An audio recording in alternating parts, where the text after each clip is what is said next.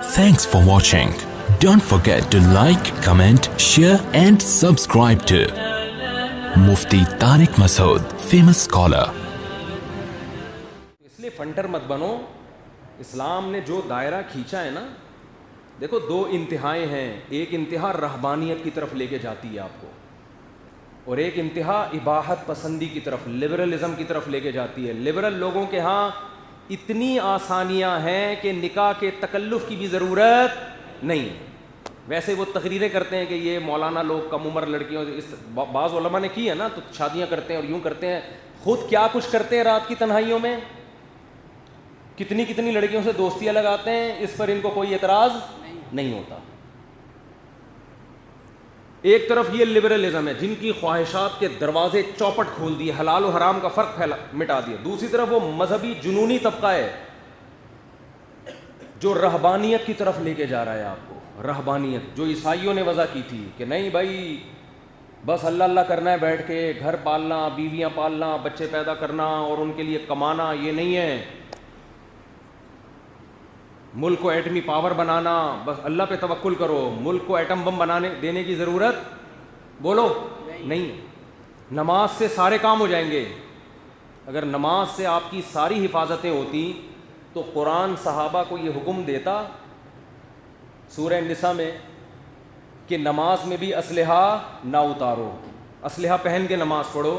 वद्दल्लज़ीना कफ़रू लौ तग़फ़ुलूना अन अस्लिहतिकुम व अम्तियातिकुम, क्योंकि काफिर ये चाहता है कि तुम असलहे से और जंगी सामान से गाफिल हो जाओ और तुम्हें नमाज की हालत में देखकर अचानक हमला कर दे तुम पे. है भाई, बोलते क्यों नहीं? कुरान तो कह रहा है नमाज भी ऐसे गाफिल होके नहीं पढ़ो कि बम फटे और सारे लेटे हुए हैं. हिफाजत का नमाज के दौरान इंतज़ाम होना चाहिए. लोगों को गार्ड पे एतराज़ होता है. हमारे हज़रत मुफ्ती रशीद अहमद साहब के गार्ड था, नमाज में मिंबर पे आके खड़ा हो जाता था वो, ऐसे रिपीटर लेके ना, यूं यूं दे. लोगों ने कहा ये कौन सी मस्जिद है, पता नहीं, इनको अल्लाह पे एतमाद और तवक्कुल नहीं. नमाज में तो हम अल्लाह की तरफ मशगूल होते हैं, तो क्या अल्लाह हमें भूल जाएगा? अल्लाह रिपीटर से हमें बचाएगा?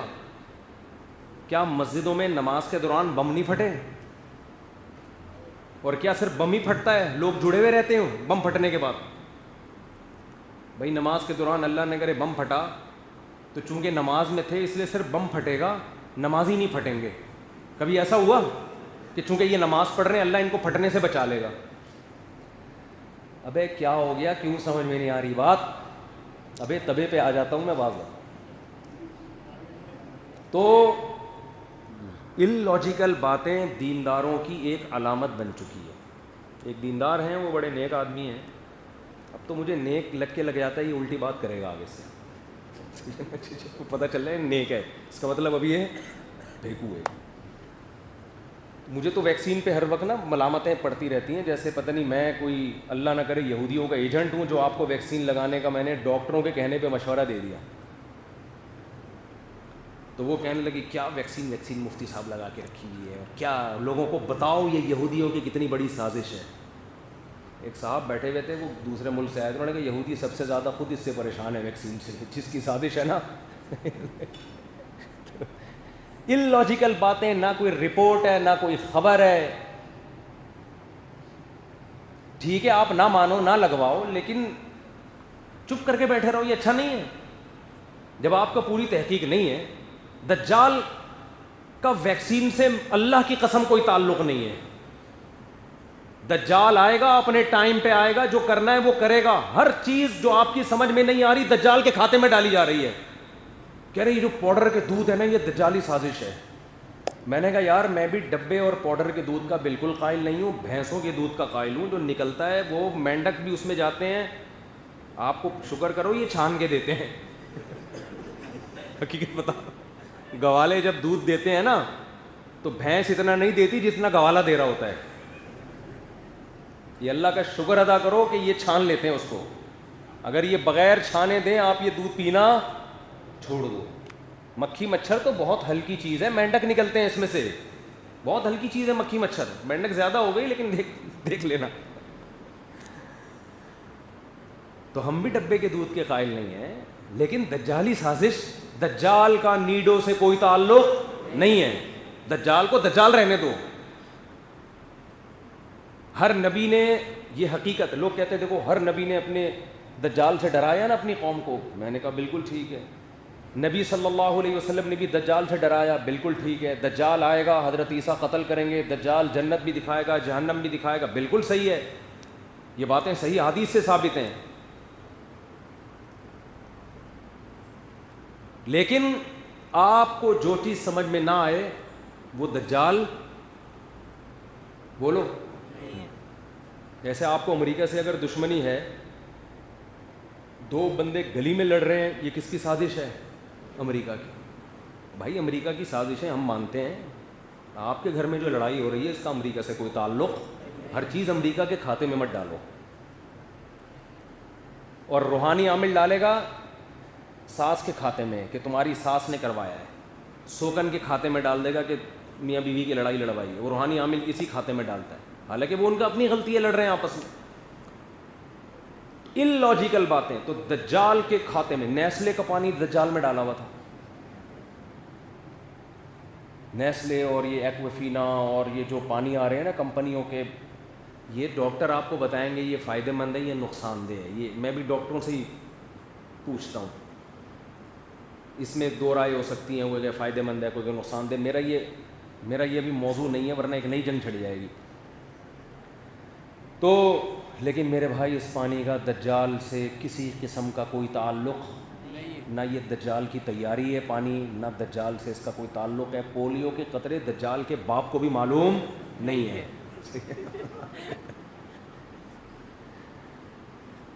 دجال آئے گا نا, آپ بولو گے پولیو, کہے گا یار یہ تو مجھے پتہ ہی نہیں. جیسے معین اختر کہتے ہیں میرے ماموں نے جب پولیس بلوائی, مالک مکان نے جب پولیس بلوائی نا, ماموں کرایہ نہیں دے رہے تھے. وہ کہہ رہے تھے کم بخت پانی کیسا آ رہا ہے تو ایک لوٹا بھر کے دکھا دے نلکے سے. تو جب کرایہ نہیں دے رہے تھے تو مالک مکان نے جب پولیس بلوائی تو میرے ماموں نے پولیس کے ایسے ایسے پارٹس کو گالیاں دی ہیں کہ پولیس والوں کو بھی ان پارٹس کا علم نہیں تھا. وہ مجھ سے پوچھ رہے تھے بھائی یہ والے کون سے اعضاء ہیں جسم کے جن کو یہ گالیاں دے رہے ہیں. کہہ رہے ہیں پتہ نہیں, میں نے خود پہلی دفعہ سنے. تو جیسے معین اختر کے ماموں نے پولیس والوں کے جن پارٹس کو گالیاں دی ان کا پولیس والوں کو بھی علم نہیں ہوتا. اور واقعی آج ایسے ایسے پارٹس کو گالیاں دی جا رہی ہیں جو آدمی میں ہے ہی نہیں. بعض ایسی گالیاں ایسی ایسی چیزوں کو دی جاتی ہیں جو ہے ہی نہیں. بلب کے رشتہ دار ہوتے ہیں بلب کے رشتہ داروں کو گالیاں. بلب کی نہ والدہ ہوتی ہیں نہ ہمشیرہ ہوتی ہیں. لائٹ چلی جائے تو لوگ کیا کرتے ہیں, بلب کے رشتہ داروں کو گالیاں دیتے ہیں نا. کیا خیال ہے بھائی؟ تو بلب کے تو کوئی رشتہ دار نہیں ہوتا, لیکن بلب کے رشتہ داروں کو گالیاں. تو خیر, تو دجال جب آئے گا تو ہم اس سے پوچھیں گے یہ پولیو کے قطرے پلانا آپ کی سازش تھی, یہ کرونا آپ نے نکالا, کرونا کی ویکسین آپ نے نکالی, اور نیسلے کا پانی آپ کا پیدا کرتا تھا. کہ بھائی ان پارٹس کا تو مجھے علم نہیں. بولو, کہہ رہے یہ تو ہم نے خود پہلی دفعہ سنا ہے. کہہ رہے میں جتنا برا ہوں نا اتنا ہی رہنے دو, جتنا برا ہوں وہ میرے جہنم میں جانے کے لیے کافی ہے. دجال کہے گا اسی پہ خدا مجھے جہنم میں بھیج دے گا جو میں کر رہا ہوں, لیکن وہ جرائم میرے کھاتے میں مت ڈالو جن کا مجھے علم ہے ہی نہیں. تبھی وہ پولیس والے کہنے لگے ہوں گے نا کہ بھائی ایسے پارٹس کو گالیاں دو جو ہمیں معلوم تو ہے تاکہ ہم ان پارٹس کا دفاع کر سکیں. ایسے پارٹس کو گالیاں دے رہو جو ہے ہی نہیں تو ہم دفاع کیسے کریں اس کا. ان لاجیکل باتیں, ان لاجیکل کام. نماز اللہ اور بندے کے تعلق کا ایک ذریعہ ہے. نماز برائیوں سے بچاتی ہے, نماز مصیبتوں سے بچاتی ہے, لیکن مصیبت سے بچنے کے اسباب پہلے اختیار کرنے پڑیں گے, پھر نماز کے ذریعے اللہ سے تعلق قائم کرنا پڑے گا. نبی صلی اللہ علیہ وسلم نے فرمایا نماز کی حالت میں سانپ نظر آئے سانپ کو مارو.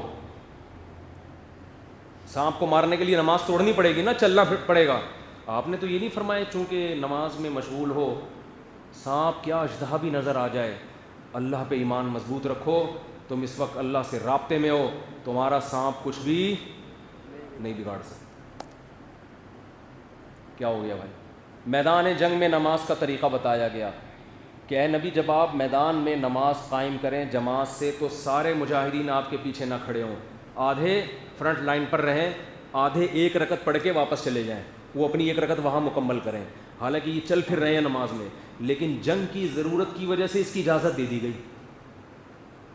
کہ وہ ایک رکعت وہاں مکمل کریں, پھر وہ والا فریق یہاں آئے گا, ایک رکعت نبی کے ساتھ پڑھے گا, اگلی رکعت اپنی یہاں مکمل کرے گا, تاکہ سب کو ایک امام کے پیچھے, نبی کے پیچھے جماعت نصیب ہو جائے, لیکن میدان ہاتھ سے نہ جائے. اور اس دوران قرآن کہہ رہے اسلحہ اٹھا کے نماز پڑھنی ہے تم نے. سورہ النساء.